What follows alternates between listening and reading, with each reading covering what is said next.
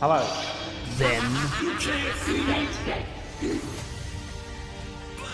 now, Countdown to the queens. Episode number 500. forever. Looks like hell froze over. Without any more further ado, Together. let's jump straight into the show. Hello, I'm at episode number 55 of the TEW IX Challenge Run. We're here for SmackDown, Friday the 18th of October, 2024. We're very much on the road to Auckland Assault. We are 8 days away from that pay-per-view. And, yeah, tonight, our show is going to be main evented. There's not going to be a crazy, chaotic ending this week because we're just going to end with a match. It's Grayson Waller and Baron Corbin inside a steel cage. We also have Mercy Machine Guns in their first official 2-on-2 tag team match, facing off against the Labyrinth. And a whole lot more. So any more further ado, let's jump straight into the show. MVP and the Hurt Business make their way out to the ring to open the show. Yes, MVP, Lashley, Damon Kemp, Ronnie Hughes, and Ricochet. And MVP gets into the ring. He says, "Last week, one of the greatest pieces of business that this Hurt Business can do took place. You see, last week, we saw that little tag team championship main event when Randy Orton and Ilya Dragunov defended against Nebo Barnes and Rufus Hamilton of the Revolution. Now, it's not about the title match that we're here to talk about. It's what went down after, when the Hurt Business made their names known. It's undeniable now that the Hurt Business dominate Friday Night SmackDown. And the reason for our attack on Shark KO and the Revolution last week was pretty damn clear. We need those WWE Tag Team titles. You see, it was also confirmed last week that due to recklessness and idiocy from Swerve Scott, it's going to be a fatal four-way match next Saturday in Auckland, and the almighty Bobby Lashley is one of four men who are going to be getting the chance to become the World Heavyweight Champion. And the almighty, he doesn't care about the odds. He knows he's the favorite to win that championship. And then that leaves the lethal weapon, Damon Kemp, and primetime Ronnie Hughes, to take those WWE Tag Team Championships when Randy Orton and Ilya Dragunov are cleared to return to SmackDown.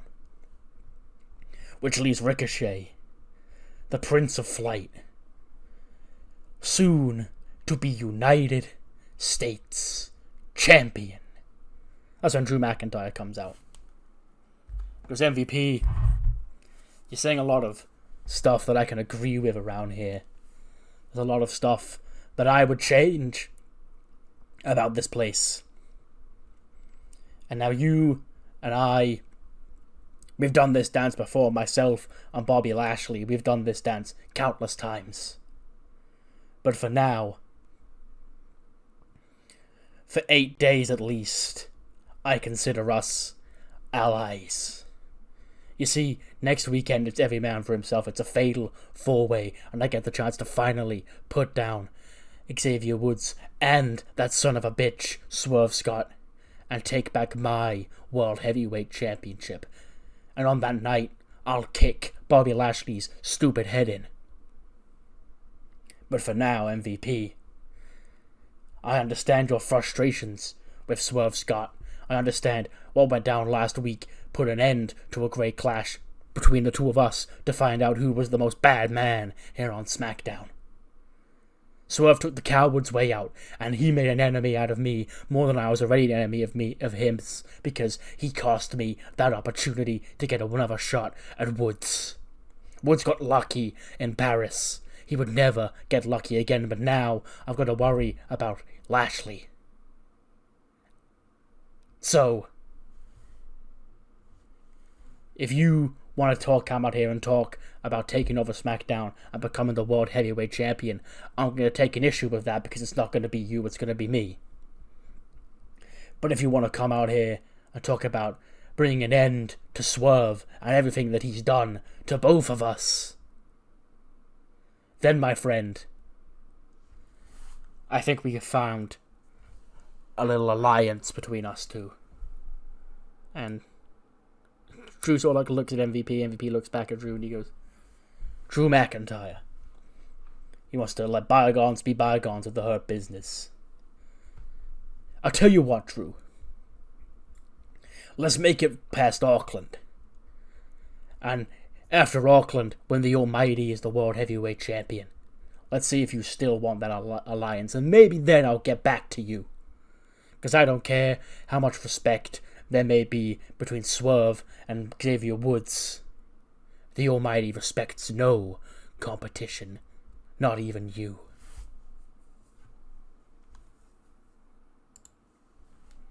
$71. For a brand new tag team and a not very over tag team, that's actually a pretty good rating.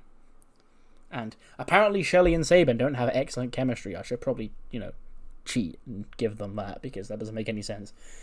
But yeah, mostly Machine Guns do pick up the win. Made in Detroit on Nathan Kelly, who is the star, by the way. I think this one's Nathan Kelly, yeah. He gets an 84 and carries this match. Pop-Off King. Drake Chambers gets a 60, 53 for Alex Shelley, 45 for Chris Sabin. So yeah, big win for the Mercy Machine Guns against a rising tag team here on SmackDown. After the match, they do shake hands. And yeah, I guess the Labyrinth have to wait for another day to get their Holy Grail victory in the tag team division. But, this opportunity was good for them. They've lost quite a lot of time since coming up. But, they put in good performances. And they're young, so yeah. Speaking of tag teams, Pretty Deadly are backstage, glittery Money in the Bank briefcase in hand, watching that, shaking their heads to let us know they disapprove. Antonio Brito goes, that's them. That's the guys that all this hype was about. That's the supposed my favorite tag team's favorite tag team. Are they your favorite tag team, Elton and Kit? No boy, absolutely not. If anything, they're our least favorite tag team, Even when we were younger, growing up, we always thought they were, indie, uninteresting. We cared for the more extravagant and more pizzazz tag teams. We like the Hardy Boys. We didn't care for teams like the Motor City Machine Guns. And you've got nerds like the Labyrinth walking around here thinking this is a dream tag team opportunity for them to face off against a tag team they grew up watching. Well, we don't have that sentimental attachment because we know we're better than they were in their prime, and we're certainly better than they are now, and we've got this briefcase to prove it. And Tony goes, so, boys, Brooks Jensen was the anchor holding you down. Next time, it's Pretty Deadly against the Motor City Machine Guns, with or without Johnny Gargano's involvement. It's going to be a different outcome. Then cut to the Learning Tree University. The Learning Tree himself, Jericho, steps up to the podium. Hi, guys. I said, hi, guys. Everyone's off to silence. Hi, Chris. Goes, now.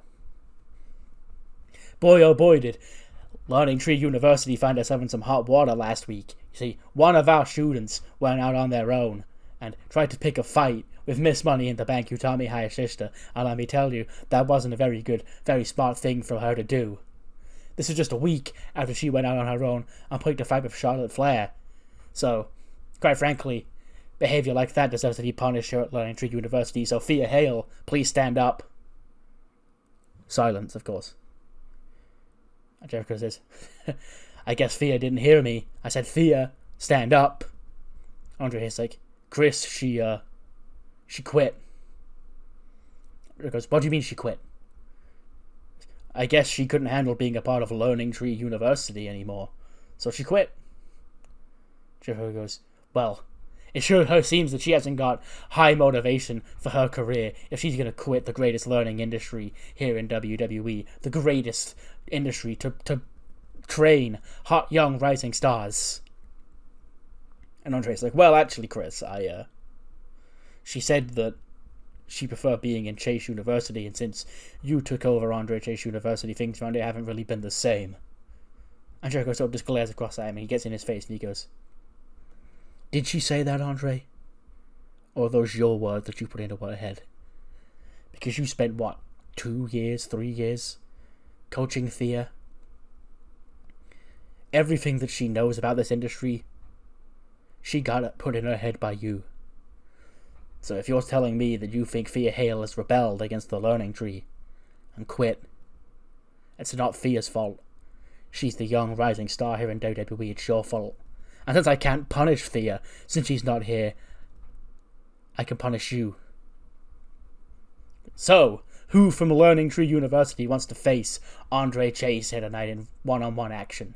And then Bodhi and both members of Aussie Open are like, their arms up in the air going, me, pick me, Chris, pick me. He goes, actually, this isn't audience participation. I'll choose. How about you? And he points at Keith Lee. And Keith looks like all shocked. He goes, me? You want me to wrestle Mr. Chase tonight? He goes, Keith, I couldn't help but remember that before you joined up with Andre Chase, you didn't have a job, did you? You could say that you need the learning tree. You could say that the learning tree saved your career. And you could say that you don't have it within you to say no, because you don't know what's on the other side of that no if you were to get expelled. So I ask again, Keith, do you want to face Andre Chase one-on-one tonight? And he's like, yes, Chris. Great!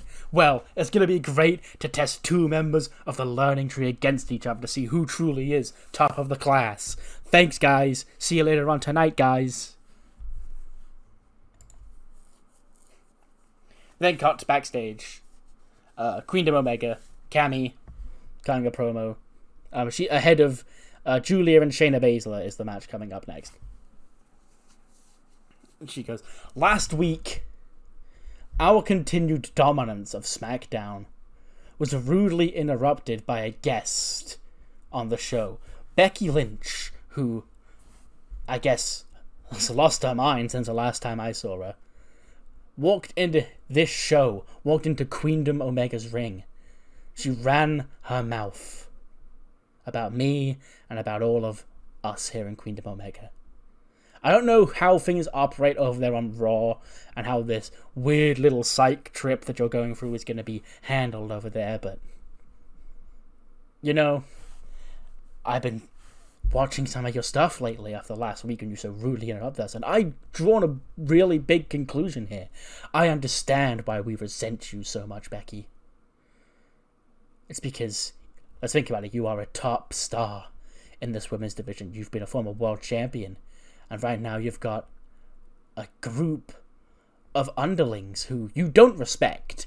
You only keep around because they help prop you up and help fix your image of being this Becky Stardust superstar that you want to be. You use these women for all they're worth until you've got nothing left to gain and you're going to throw them all away. Do you know who you remind me of?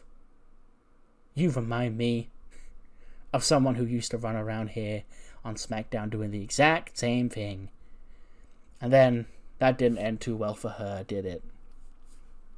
She pulls out Io's mask out of her pocket, like twiddling around her hand. So, Becky, you've got two choices. Next Saturday night, you're defending the Women's Tag Team Championship, not just against Queendom Omega, but also against Shayna Baszler and Carmella, one of the fastest rising tag teams here on SmackDown. But I'm not going to put them over too much, considering that Queendom Omega are going to be the next Women's Tag Team Champions. But you've got two choices, Becky. Either we get the old Becky Lynch in Auckland, and she brings that man fire, that never say die attitude, and she teams with her tag team partner Lyra Valkyria. And they become tag team champions. They retain their championships by, of course, hook or by crook. Or you can continue this little game you've got going on in your head. I don't care. And you end the way it all ended for Rio. You crash out.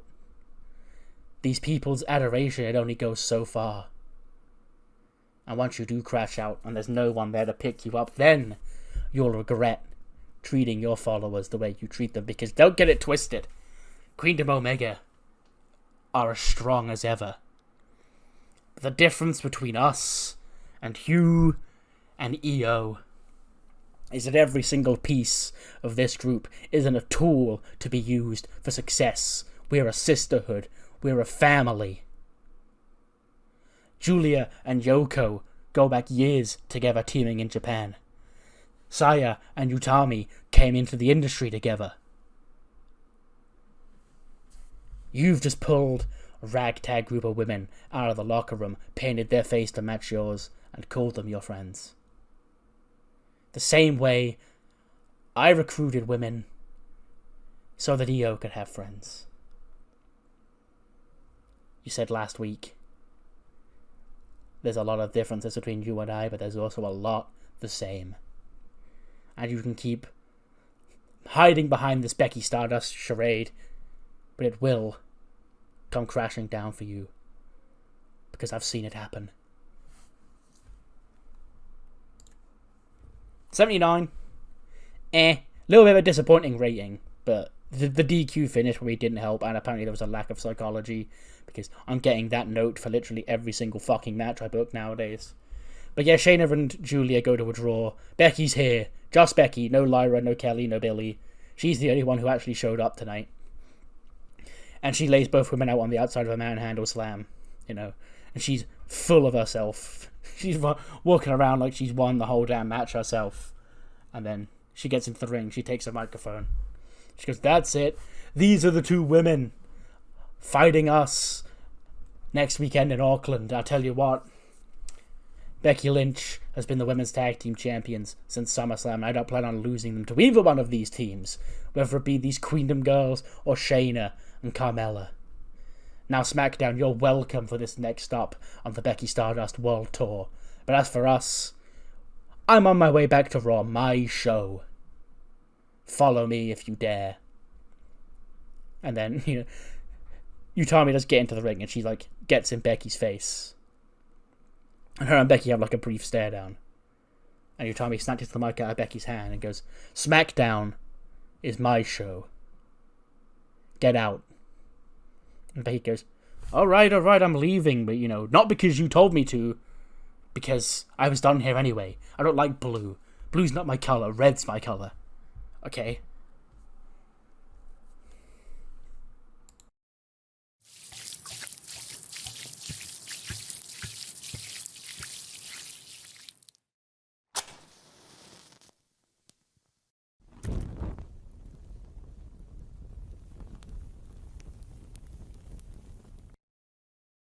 We then see Candice LeRae and Johnny Gargano backstage.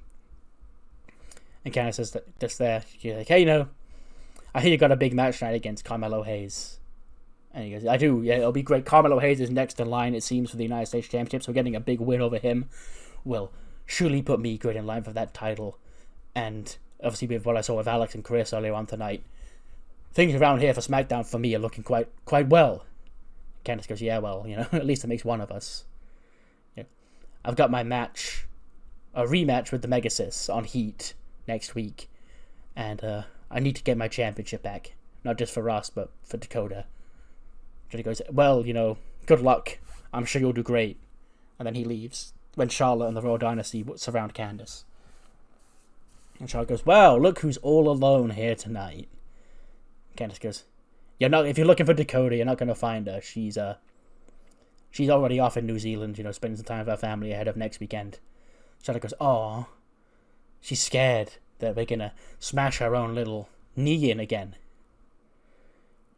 But anyway, Candice, I couldn't help but overhear you and your pessimism about defeating the Megasis for the championship on Heat. And Candice goes, "It's not pessimism. I know where I need to go to get that championship back. I need to go deeper than I've ever gone before to defeat, quite frankly, one of the most intimidating foes I've ever faced here in WWE." So he goes, "Wow, you know. Again, I see you standing here all alone. You got your little husband who just walked off from you. You know what I see? I see somebody spiraling out of control. You know, first, it was Tegan and Piper. They left SmackDown to go to Raw. to get away from you, and now Dakota, she's off in New Zealand, leaving you all here alone when you're at your most vulnerable. That doesn't sound like true friendship. And then Candice sort of like snaps. She goes, really, you want to talk to me about true friendship, okay? You. Because last time I checked, Charlotte, you were out in the middle of the ring, alienating these two women right here, basically telling them to their face that they were toys to help you get your championship back. Okay? Now, it's not my fault one of them's an airhead and couldn't even understand what you were trying to say. And Ariana sort of like looks at Charlotte like, who's she talking about, Charlie? Goes, but I saw the way Ava was acting last month. Her and Dakota. And you played it all off as some big trick, but I can tell. Ava, she was starting to believe everything that Dakota was saying. So maybe, Charlotte, you might want to change your attitude. Or else this insurance policy, this safety net you've got around here, might drop you like a bad habit as well. And Ariana goes, how dare you speak to Charlie that way? In fact, last week, she was in action. So this week, I'll take you down. And Candice goes, great, I'll see you out there. Then cut to the ring, Shotzi comes out. She goes, SmackDown, it's great to be back. Now 2 weeks ago, after a long time away, you finally saw me back here on SmackDown. I accepted a challenge for the Liberty Championship. My championship! As the first ever champion, I wanted to get my championship back. And I came up short because I heard so much about this Megasis girl, and she is one tough bitch. Let me tell you that. But thanks to Adam Pearce and Nick Aldis, you're going to be seeing a lot more of Shotzi on Friday nights. This women's division is still packed from the top to the bottom of talent. Some that I've wrestled before, some that I haven't. But I can't wait to get stuck back in. Then Fatal Influence come out. And Fallon's like, Shotzi, you know, it's been a long time since we've seen you here on SmackDown. And you're right, a lot has changed since you were last here. The most important change, I'm not sure you're aware of, is that we now run this yard. Okay, you're a woman returning to the SmackDown roster looking for an opportunity, and the Influence is here to give you that opportunity. You don't just get handed those opportunities. We make them for you. And Cena goes, so, if you want this big singles opportunity tonight, you want to prove that you belong back here on SmackDown, I can't think of anybody better to step into the ring with you than one of us. And Shotzi goes, I don't care which one of you three I've got to face, whether it's you, Zelina, you know, or Cowgirl here, or whatever the hell Aaliyah does. She just stands around there doing nothing. And he goes, excuse you? If I stand around doing nothing, how about right now I'm the one who steps up and beats your ass? She goes, oh, I thought you'd never ask. And we get Shotzi and Aaliyah in a quick match. They don't quit lick at all. Okay, great match, guys. Great. Shotzi's stats are actually really good, so I actually do want to get a good look at how she will perform here on SmackDown. But I couldn't with the Megasis match because I had to, you know, keep her strong and do all them shenanigans. And I can't here tonight because of the chemistry. I'm getting absolutely fucked by chemistry recently. But again, at least it's a mid-card women's match and not a main event of SmackDown. But yeah, 53 for Shotzi, 57 for Aaliyah. Shotzi puts her down with a Fright Night. After the match, Shotzi's celebrating when she's jumped by all members of Fatal Influence. And then who comes out to make the save but the returning Aoi Maikawa and Meiko Satomura, the former Ichiban duo. They rush to the ring and they take care of Fatal Influence. They help Shotzi up. See, I did say recently once Shinsuke came back that these two would be back at some point on SmackDown. And, you know, this being the latest mid-card babyface trio to try and take down Fatal Influence. Sure. Meiko isn't... She is on SmackDown. Like, she's a SmackDown wrestler, but the reason she hasn't got the SmackDown background is because she's unbranded on my roster. The same will be the case with William Regal. It's because they're my men's and women's head trainers. So I want them to go to Raw, ECW, and SmackDown so that it's not just SmackDown people getting trained. But yeah, she is a SmackDown wrestler. But yeah, now free of the Ichiban label, let's see what Meiko and Aoi can do as a duo here on SmackDown. And Shotzi she's just come back as well. So already a shot in the arm for the women's division on the babyface side here, at least. Then see Adam Pearce in his office. Angelo Dawkins comes in. He goes, "Fam, you wanted to see me?" Pearce goes, "I did, Dawkins. Now, last week you poured your heart out about your emotions since coming here to WWE and your team with Montez Ford and the Street Profits and, your current career trajectory. And, I know a guy like you needs to hear this right now, but we do value here on SmackDown. There may not have been every opportunity handed to you that you wanted, and that's, just the way WWE life works sometimes. When you've got a roster as big as we've got, sometimes people will slip through the cracks, and then when that person gets those opportunities, somebody else falls out of favor, and we understand that it can be very frustrating for a guy like you, but we did want to, let you know that you are still a valued member of the SmackDown roster. So much so, in fact, you said you wanted to be that top guy here in WWE. Whether inside or outside the ring, whatever you're doing. So, obviously we've got this big premium live event next weekend coming up in Auckland, New Zealand. Our first ever premium live event in that nation. Obviously we're going to send Dakota Kai down there. We're going to send other members of the SmackDown roster down there for media and hype for the show. So, we officially want you, Angelo Dawkins, to be one of our faces on next week's media tour of New Zealand ahead of Auckland Assault. Dawkins, he does sort of like, he sits there, he's pondering, he's looking confused because that's like such a random thing to call him in and tell him, but you can see him like crack a smile because he does feel appreciated, and he goes, "You know what, fam? I need to prove that I am the golden prophet around here and that I can be that top guy, and top guys do stuff like this, so I actually appreciate you, Adam Pearce. I won't let you down next week. I'll be the best damn media tour member you've ever seen." Then see Swerve and Bando backstage. So let's check it out. This Fatal 4-Way match coming up next weekend. It's myself, former World Heavyweight Champion, the greatest World Heavyweight Champion of all time, future 2-time World Champion. You got the current champion, Xavier Woods, a guy I've come to get a lot of respect for in recent months after he took that championship from me at SummerSlam. You got Drew McIntyre, a guy who's angry at the world but also at me. He's still mad that I beat him in his home country squeaky clean to keep that championship. And then there's Bobby Lashley. Now Bobby Lashley, he's one big intimidating scary son of a bitch. And at Bad Blood he got the better of me, but that won't be the last me and Bobby Lashley will be in the ring together. So it's every man for himself. 25% chance of victory. But for Swerve, if it ain't 0, it may as well be 100. Because I don't care if it's Drew. I don't care if it's Bobby. I don't even care if it's Woods. I will be the World Heavyweight Champion. So next Xavier Woods and the New Day walk in. Woods goes, "Swerve, you mentioned our respect just then. I do respect the hell out of you and everything you did to become World Heavyweight Champion here on SmackDown.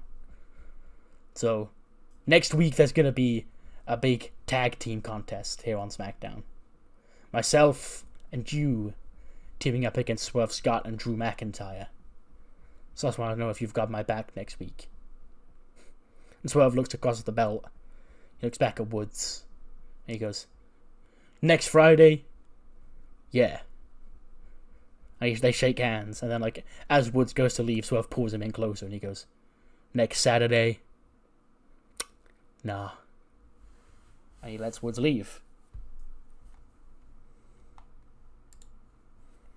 Oh my god. Okay, I knew this was going to get a blue rating. Like, it's Carmelo Hayes and Johnny Gargano trying to steal the show. I knew this was going to be good. The match gets a fucking 98. This should have been the main event. But, whatever. It is what it is. But yeah, Melo does defeat Johnny Gargano in a fucking humper. With nothing but net in 14:33. 94 for Carmelo Hayes. 85 for Johnny Gargano. Jesus Christ. I wasn't expecting that.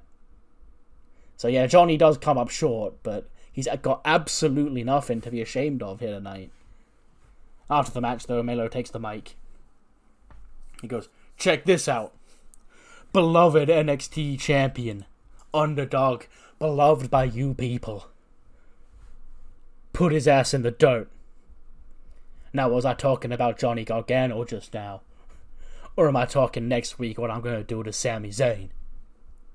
Because Sami, he's been everything around it. He's been Intercontinental Champion, Tag Team Champion, United States Champion, WWE Champion. But it's about time an old guy like that stepped aside and let the future be the now. And that future is him. And now it's announced that next week, on the Go Home show on SmackDown in Auckland, because I'd rather do a live SmackDown that airs at like 6 a.m. than a taped SmackDown. So yeah, next week in SmackDown in Auckland, it will be Carmelo Hayes against Sami Zayn for the United States Championship, probably in the main event of the show, I imagine. We then get a quick video package. We mentioned earlier on Dakota was back in New Zealand. We just get a video footage of her like arriving back home, her meeting up with friends and family, and seeing the sights of Auckland ahead of the show. Her homecoming basically, and then we get clips of her training in like a dojo in New Zealand with what the fuck is his name? Israel Adesanya. Yeah, because there's the photo of her and him and Dakota from IRL. So we're gonna have them in a segment because UFC TKO link, and she's basically she's training out her knee in like the rings down there, and they're practicing like submissions, and she starts locking people in. Like her sister's in there because I think her sister does MMA or some shit like that. So they're sparring, and then Dakota does lock her in like a triangle choke, and she taps out.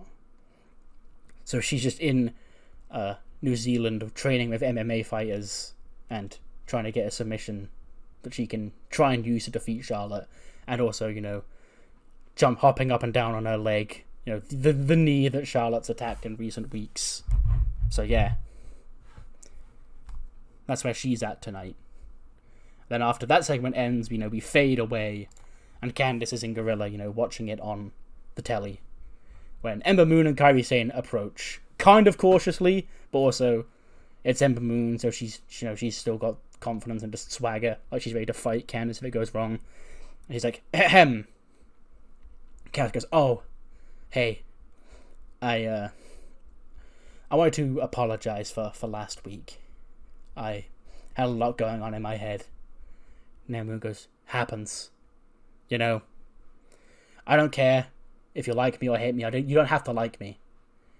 But like Dakota said, we're on the same side here. Queendom Omega have wronged both of us. Queen Omega have definitely wronged you, and they've definitely wronged Dakota.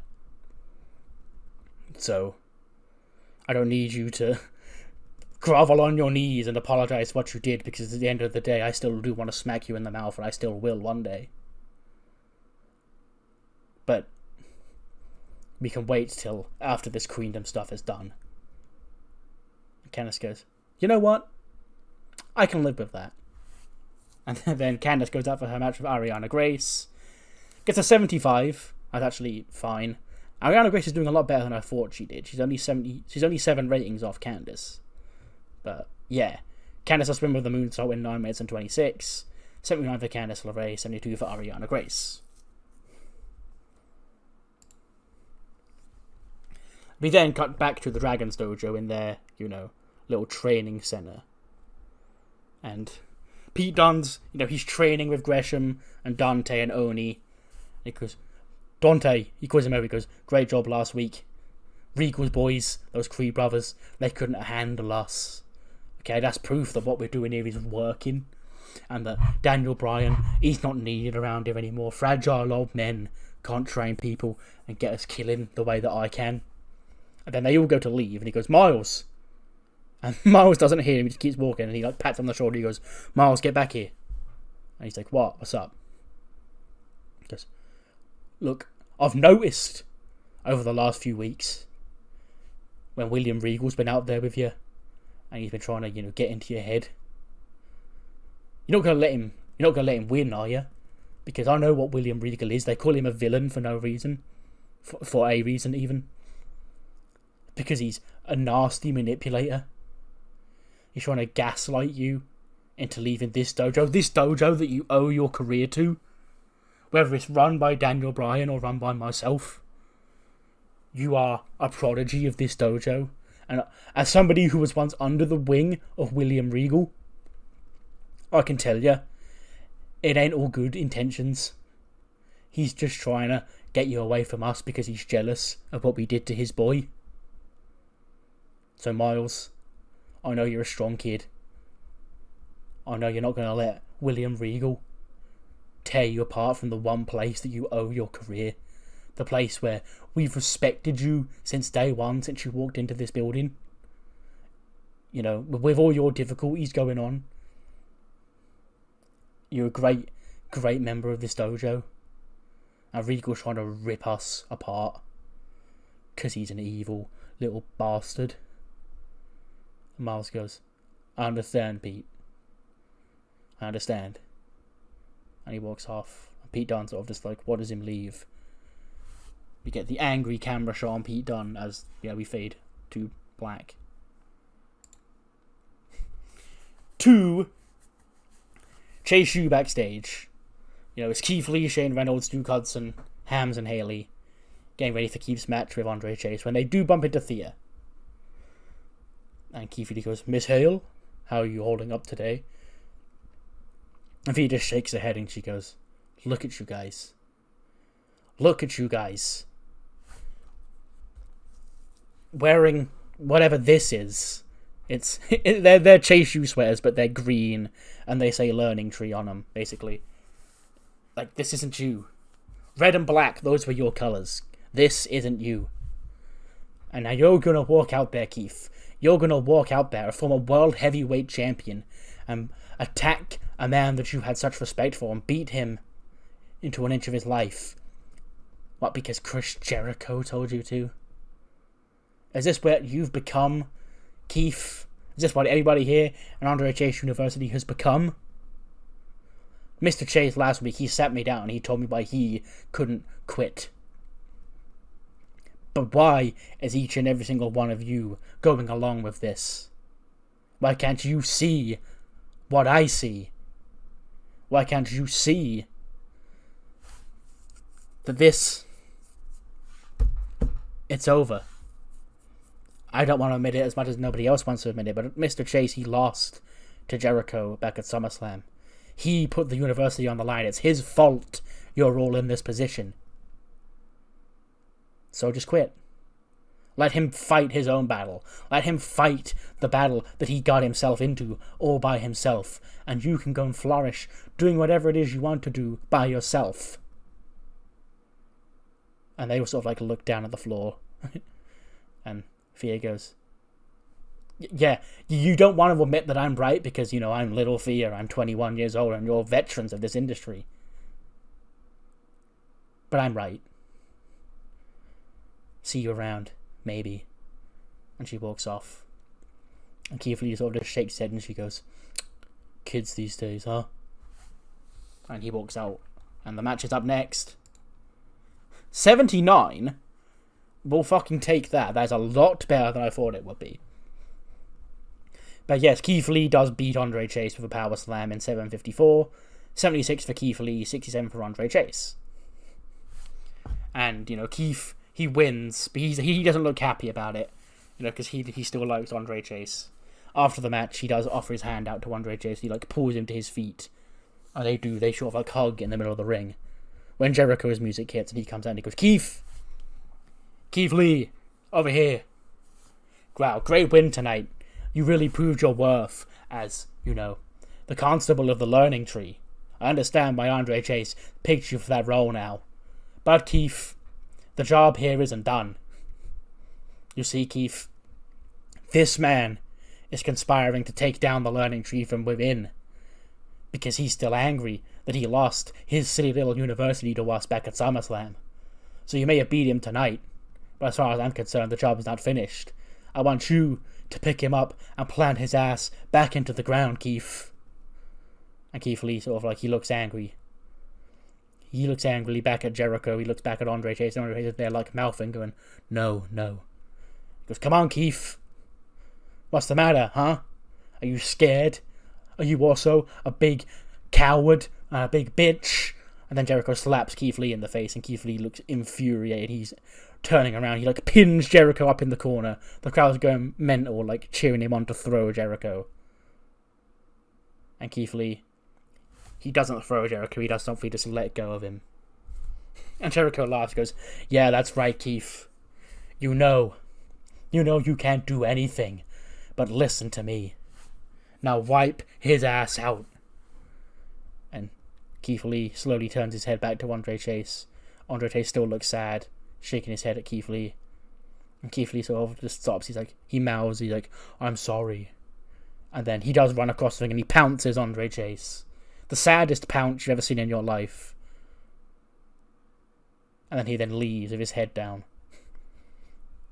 And Jericho, breathes a sigh of relief, straightens his suit up again after Keith Lee, crunched it up. And he goes, well, I think we've learned our lesson here tonight, haven't we, Andre? Now, thanks, guys. Bye, Target Center. Just a quick video package for the Samoan Werewolf, Jacob Fatu. He's been dominant since coming over here to SmackDown, and this is just a reminder that he exists. Next week is the go-home show for the Auckland Assault event. It's taking place in Auckland, and we've got a couple of big matches set for the show, including this, the main event of the show, which will be for the United States Championship, as Sami Zayn defends his championship against Carmelo Hayes. Plus, following Becky's interruption of the Julia and Shayna match earlier on tonight, it will be Julia and Becky one-on-one next week in a big-time women's match here on SmackDown, and an all-star tag team match ahead of the Fatal 4-Way World Title match at Auckland Assault. It will be the World Heavyweight Champion Xavier Woods teaming with Swerve Scott to face the almighty Bobby Lashley and Drew McIntyre. 82.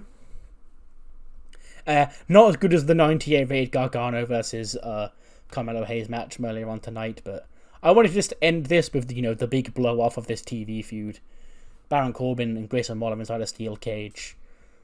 And, I had Grayson Waller taking a stunt bump. The finish is Waller tries to climb over the top of the cage. Corbin grabs him, he hops onto the side of the cage, sends his arm up for a choke slam. He choke slams Waller off the top of the cage. He takes that bump, and then Corbin gets down. He hits the end of days, and he pins Grayson Waller. So hopefully, he's finally put Waller down once and for all. 72 for Grayson Waller, 78 for Baron Corbin. And that ends SmackDown, which gets us an 85.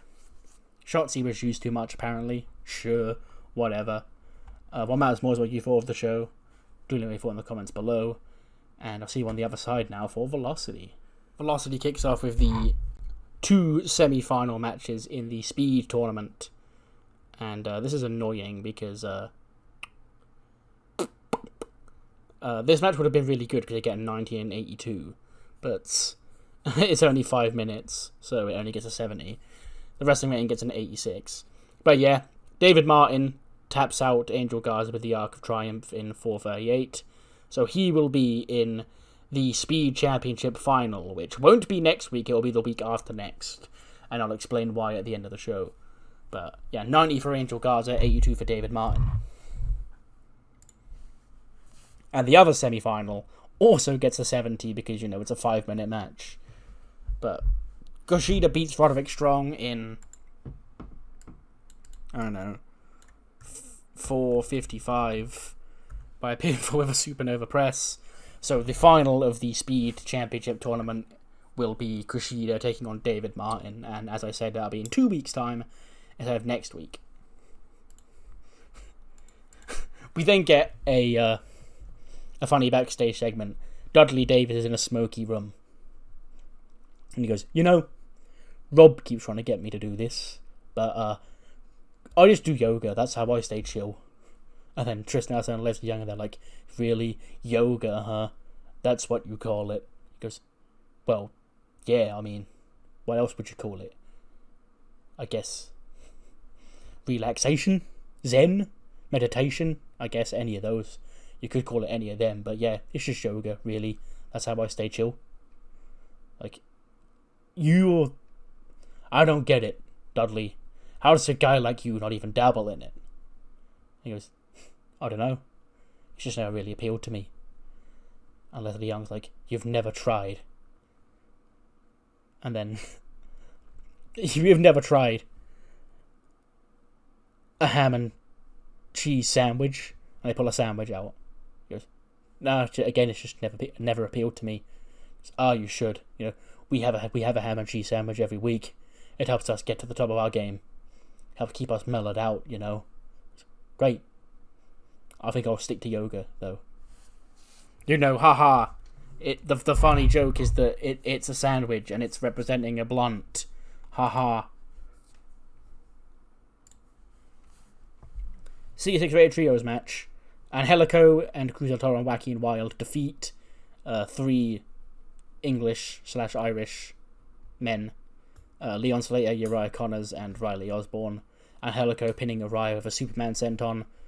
So yeah, next week it'll be Angelico and the LWO boys against Dudley and the MSK boys, where the winners will face LA Extreme for the Trios Championships. 72 for Angelico, 58 for Cruz, 61 for Joaquin, 41 for Riley, 61 for Leon, and a 36 for Uriah. I mean, I think it's a 69.